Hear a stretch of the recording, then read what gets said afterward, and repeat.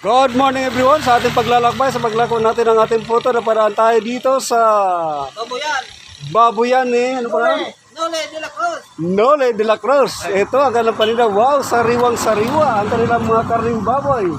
Murang-mura, magkano? Kaya lang, sa sobrang mura ng paninda, yan lang natin. Baga na lang daw naiwan, 250 lang per kilo. Kaya sa gustong bumili ng mga karning baboy, pumunta lang kayo rito. Madadaanan tong lugar na to. Malapit na malapit sa bayan ng Cortero. Itong lugar na to. Tingnan natin. We will take a look. We will take a glance of this area. Yan. Ayan. Ikot. Wow. Kaway sa mga nagtitinda. Kaway. Ayaw kumaway.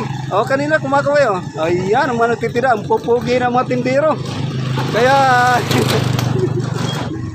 hindi kayo magsisisi. Napakasariwa na ka na paninda. Okay, shout out sa lahat ng mga customer ng panindang baboy. Hindi lang sa araw na ito, kundi araw-araw, di ba?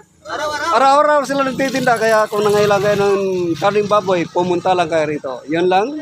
Sana tangkilikin nyo ang kanilang paninda. May God bless us all. Good morning once again.